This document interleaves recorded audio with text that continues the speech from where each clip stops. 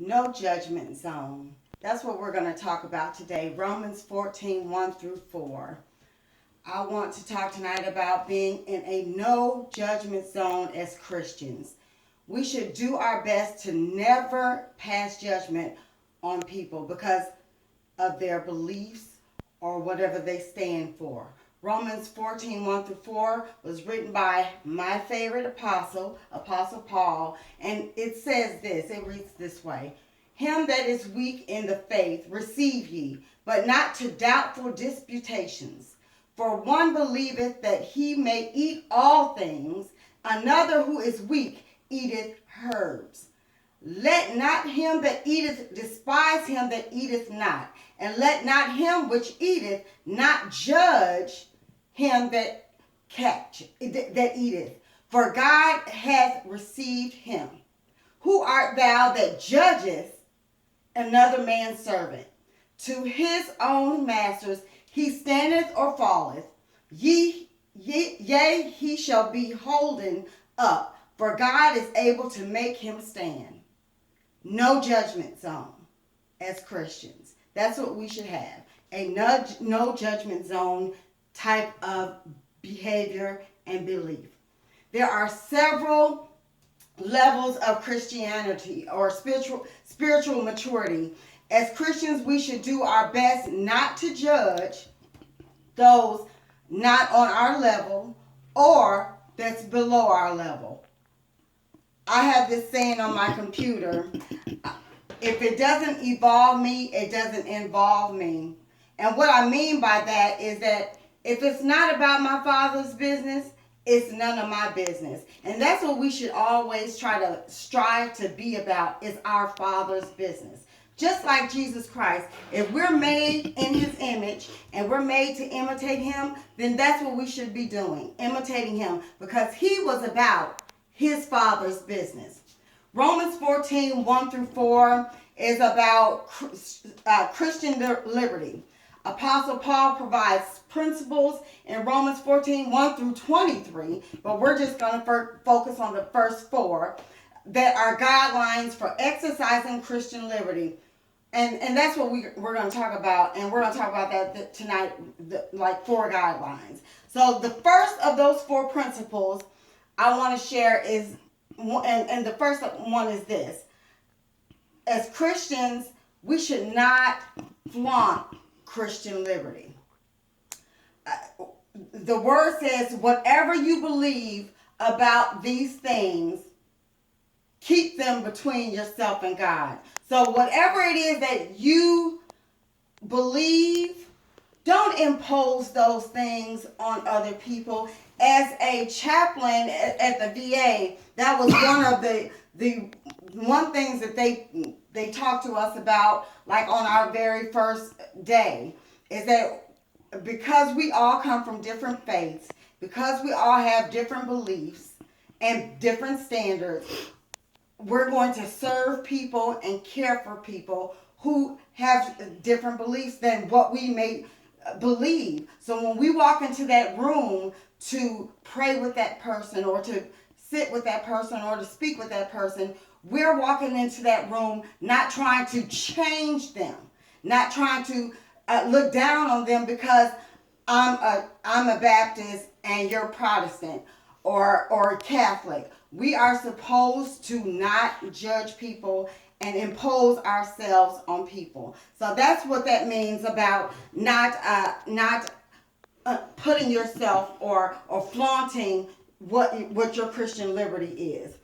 A question that you should ask yourself in not flaunting Christian liberty is, what you believe, is it helping someone or is it hindering someone? Are you tearing people down in the fact that you stand on this belief and this principle, or are you building people up and trying to understand where they come from and what it is that they're trying to convey? Because if you're listening to people, you can learn from people. The truth of the matter is, as Christians, if you are exercising your Christian liberty, you are actually in bondage to the very thing that you are insisting on doing or believing, or that principle that you're standing on, like don't eat meat or eat just vegetables. Whatever that is that you're exercising or compelled to exercise through your liberties, you're actually in bondage to. So I'm going to ask you to come out of bondage. Come out of bondage. My second point is that Christian liberty does not mean you are welcoming toward people after you get to know them. That happens a lot in our churches. You don't go up to a person that is new in the church and shake their hand and want to get to know them just by having a conversation. You want to go around that person, find out the juice or the gossip on that person, and then you decide whether or not, based on what you found out about them, whether or not you will be friendly toward them, or whether or not you'll be welcoming toward them. And that's not Christianity. That's not right at all.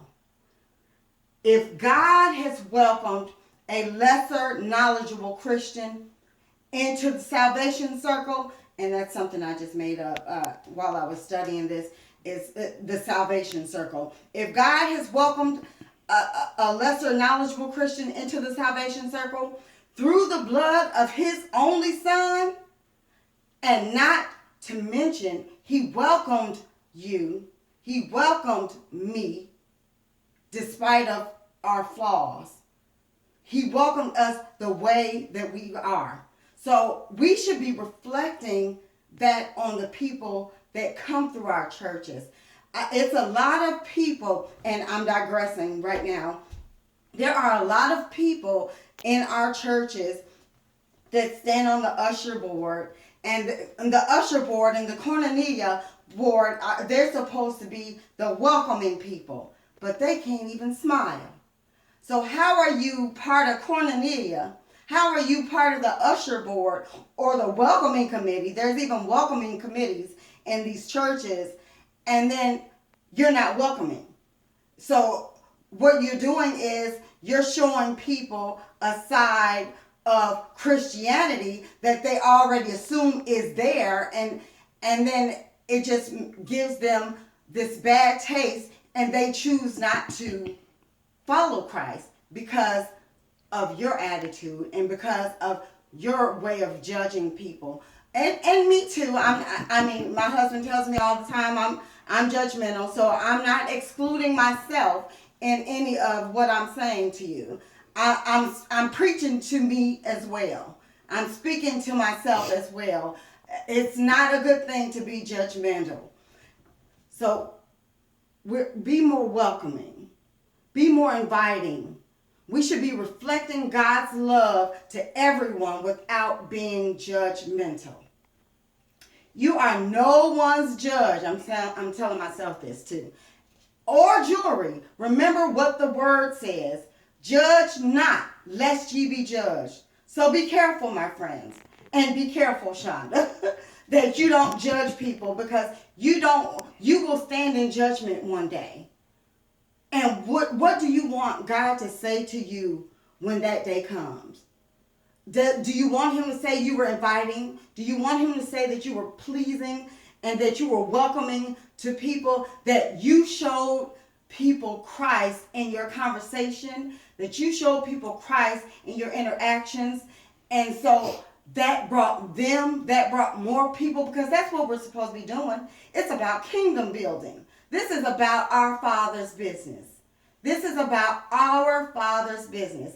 And so kingdom building is what we need to be working on, not judgment. Stay out of the judgment zone. Stay out of the judgment zone. Number 3, don't allow Christian liberty to make you a stumbling block for other Christians. Now, I was speaking on that before. You don't want to be on the usher board and you can't even smile. You don't want to be on the welcoming committee and you can't even be welcoming. That is a stumbling block for other Christians. So if someone's coming in, you will end up losing them to the secular world because you weren't showing the love of God. You weren't reflecting Christ. And so that is not a good thing. And it's my struggle. I will admit, I am a judgmental person. My husband tells me all the time, I am judgmental, and it is something that even I have to work on. And in reading this and in researching this, I also learned that Paul had to work on this. It was one of those principles that he thought so much about that he actually committed himself to working on that principle within himself. And if you don't believe me, you can go to 1 Corinthians 8:13, where he is talking about, committing that principle to himself. My fourth and last point in Christianity Christianity requires taking hold of principles that will produce the following motto: we ought not please ourselves. Even Christ didn't please himself. Do you think that he went to the cross for himself? Do you think that he died for himself? He suffered those lashes for himself. He did that for you. He did that for me. So the least that we can do is be pleasing to people, be inviting to people, and not be judgmental towards people. We have enough love for Jesus. We should anyway have enough love for Jesus to desire to imitate him. His spirit indwells in us. It is a part of us. So we should be acting more like him. Jesus was not judgmental. He was not. He walked around. He was with the least of thee. And he did not judge them. He did not judge them. Being in America, we are taught we have the right to life, liberty, and the pursuit of happiness. But as Christians, we have forfeited our rights because of our sinfulness. We are not deserving of our rights. If we assume we have liberties, we will exercise them and be lethal weapons within our churches. Don't be a lethal weapon. John Calvin, another one of my favorites, says this: we should restrain the exercise of our freedom for the sake of the weak believer. Refrain, even if you're thinking it. Just ask yourself inside yourself, is this helpful to the person that I am in front of or presenting myself to? Be more like God. No judgment zone. No judgment zone. Paul wants us to not think that we have to make spiritual maturity a requirement for fellowship. So, in my closing, I say this: love each other, receive each other, and understand that we are a part of each other. So when you put another person down or you judge another person, you're judging yourself. God bless you and good night.